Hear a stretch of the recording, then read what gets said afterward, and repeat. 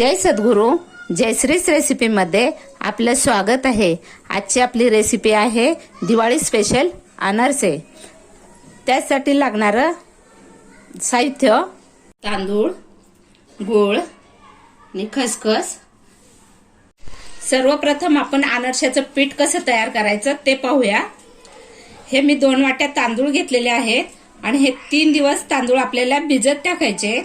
दर दिवशी त्याचं पाणी बदलायचे, तांदूळ स्वच्छ धुवायचे आणि पाणी बदलायचं, ते बुडेल इतकं पाणी त्याच्यामध्ये ठेवायचे। चौथ्या दिवशी 3 दिवस भिजून पूर्ण झाल्यावर चौथ्या दिवशी आपल्याला हे एका चाळणीमध्ये काढून निथळत ठेवायचे, पाणी पूर्ण काढायचे। आता आपलं तांदळातलं पाणी निथळून झाल्यानंतर आपण एका कपड्यावर, कॉटनच्या कपड्यावर त्याला पाणी सुकण्यासाठी ठेवायचे। आपले तांदूळ आता सुकलेले आहेत। सुकवायचे म्हणजे एकदमच आपल्याला कडक करायचे नाहीत, असे आंबट ओले राहिले पाहिजेत तांदूळ, म्हणजे छान वाटले जातात। आता आपण हे मिक्सरला फिरवून घेऊया।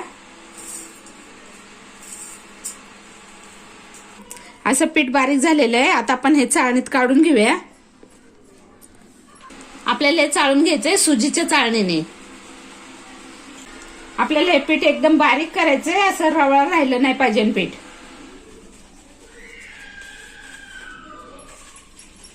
आपले हे सगळे तांदूळ वाटून झालेले आहेत। सुजीच्या चाळणीने हे चाळलेलं आहे पीठ, हे बघा छान बारीक झाले।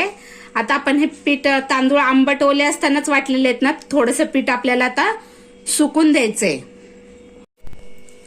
आपलं पीठ आता छानपैकी सुकलेलं आहे। याच्यामध्ये आपण आता गूळ मिक्स करूया। आपलं हे एवढं पातेलं भरून पीठ होतं, त्याच्यामध्ये आपण हे पाऊण पातेलं भर गूळ घालणार आहे। कारण जेवढं पीठ असतं ना तेवढाच गूळ घालायचा असतो, पण आताच्याला काय होतंय, गुळामध्ये केमिकल यूज करतात, त्याच्यामुळे तो गूळ पातळ पातळ होत जातो, म्हणून पिठापेक्षा थोडा गूळ कमी घालायचा। आता आपण ह्याच्यात गूळ घालून घेऊया। हा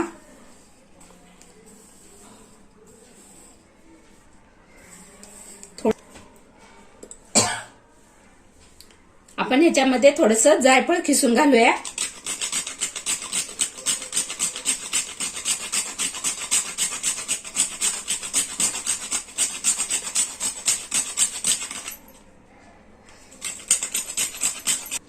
आता हे सर्व आपण मिक्स करून घेऊया, असा गूळ ह्याच्यामध्ये पिठामध्ये।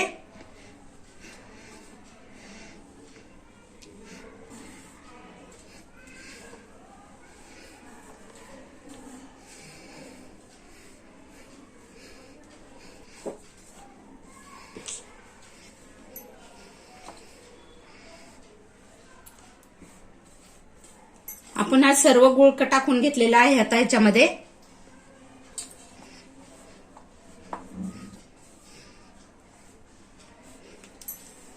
साधारण आपलं पीठ अर्धा किलो असलं ना की त्याला अर्धा किलोला 50 ग्रॅम गूळ कमी घ्यायचा आणि तेवढा टाकायचा।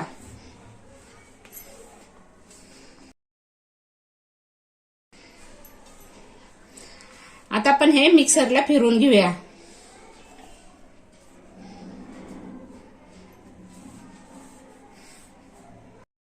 आपले हे सर्व पीठ आता मिक्सरला फिरून झालेलं आहे।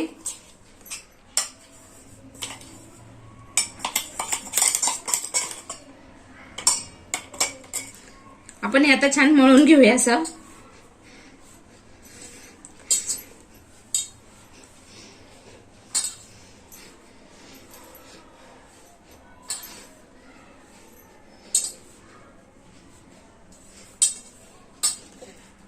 दूध वगैरे काही टाकायचं नाही, असंच मळून मळून घ्यायचं।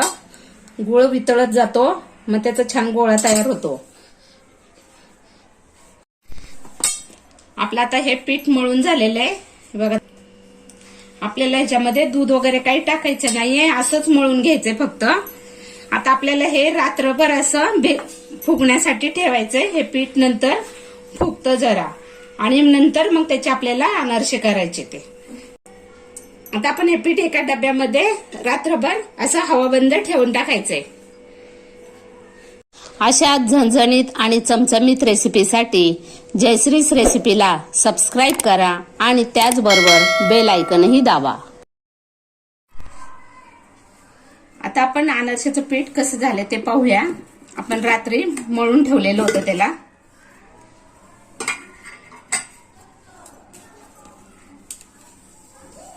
हे बघा छान झाले आपलं पीठ तयार. हे बघा छान तयार झाले. आता आपण असा गोळा घ्यायचा आहे आणि त्याला असा हातावर गोल करायचा आहे. हे बघा खसखस घ्यायची अशी. असा गोळा त्याच्यावर ठेवायचा आणि थोडासा तेलाचा हात घ्यायचा म्हणजे हाताला आपल्या पीठ चिटकत नाही. आणि असा थापायचा. आपल्या बोटांचा अग्रभाग असतो का नाही त्याने थापायचा सपोर्टच्या गोलने. बघा झाला आपला. तर आपण हा तेलात टाकूया.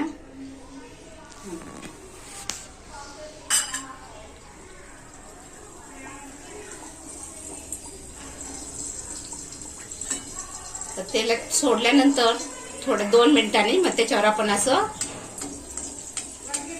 तेल टाकायचं म्हणजे तो छान फुलून येतो.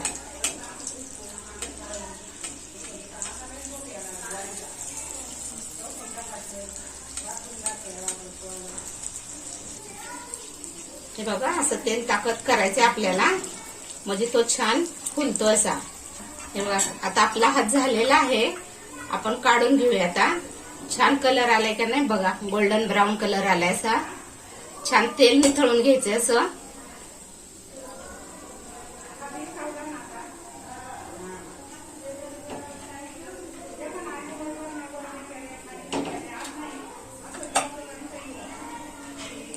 आणि एका चाळणीत निथळायला ठेवायचे आपल्याला परत. हे बघा तयार झाले आहेत आपले अनारसे. असे छान जाळीदार झालेले आहेत. हे बघा जाळी किती छान दिसते. कलर पण किती छान आलाय. ब्राउनिश कलर आलाय. आणि तुम्ही खसखशीच्या जागी तीळ सुद्धा वापरू शकता. तिळाने पण फार टेस्टी लागतात. आता आपण प्लेटमध्ये काढून घेऊयात. हे बघा